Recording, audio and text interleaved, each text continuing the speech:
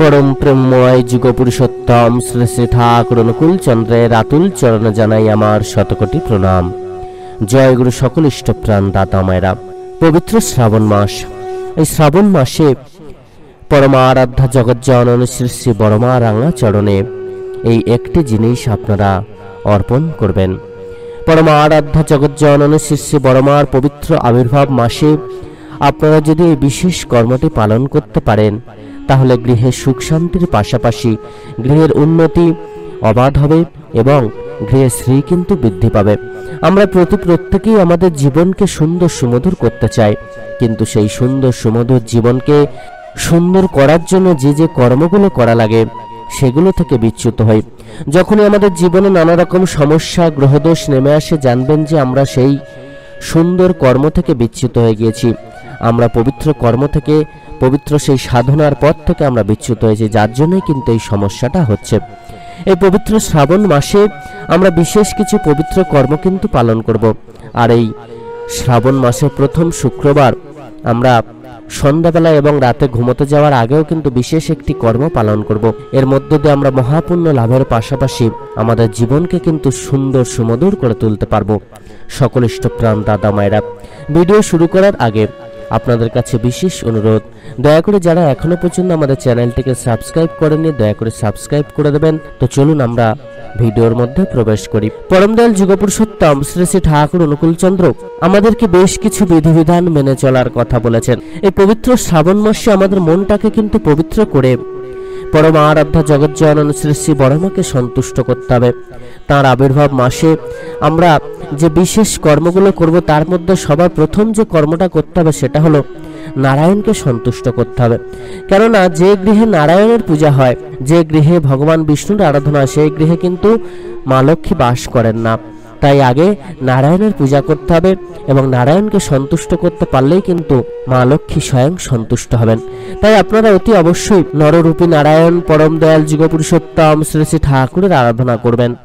তার আদেশ নির্দেশ মেনে প্রত্যেকটা দিন তিনি যে যে কর্মগুলি পালন করার কথা বলেছেন সেই কর্মগুলি যথাযথভাবে পালন করবেন। দেখবেন তাতেই মা লক্ষ্মী স্বরূপিণী সন্তুষ্ট হবেন এবং আশীর্বাদ প্রদান করবেন। যে গৃহে মা লক্ষ্মী স্বয়ং সন্তুষ্ট থাকেন সেই গৃহের উন্নতি নিয়ে কিন্তু কাউকে আর ভাবতে হয় না, সেই গৃহের শ্রীবৃদ্ধি নিয়ে কাউকে আর ভাবতে হয় না, সেই গৃহের অশান্তি জ্বালা যন্ত্রণা দুঃখ কষ্ট নিয়ে কাউকে আর ভাবতে হয় না।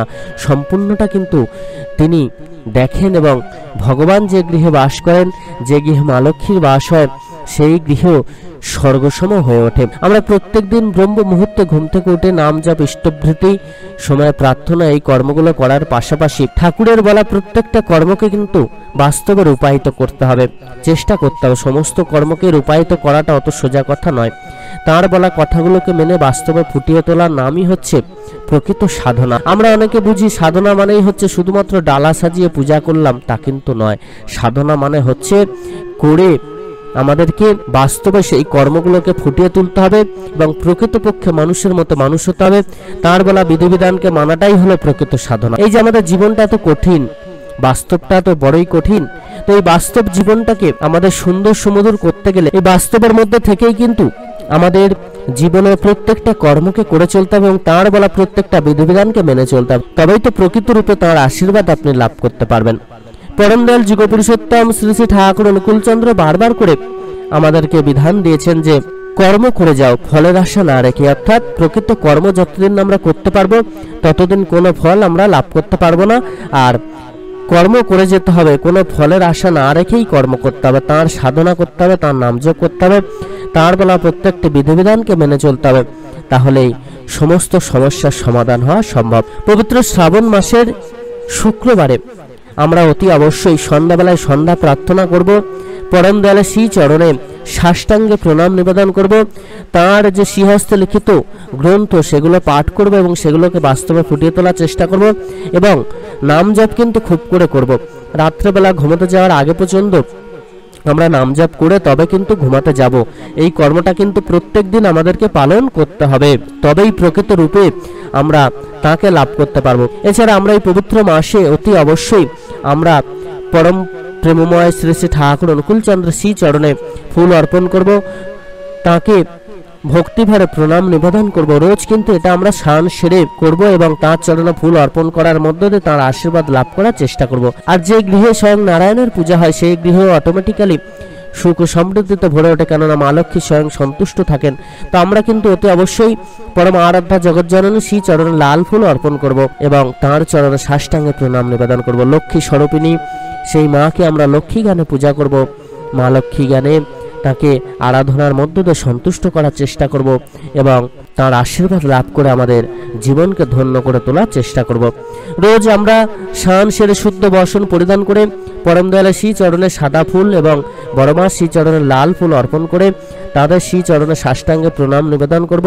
এছাড়া তাঁর বলা প্রত্যেকটা কর্ম যথাযথভাবে পালন করব। সন্ধ্যাবেলায় সন্ধ্যা প্রার্থনা কিন্তু অতি অবশ্যই পালন করবেন, এটা কিন্তু কোনোদিন মিস করবেন না। সে যতই আপনার কাজ থাকুক না কেন, সেই সময় যদি কাজ থাকে তো পরে করুন, তাতে কোনো সমস্যা নেই, কিন্তু করতে হবে।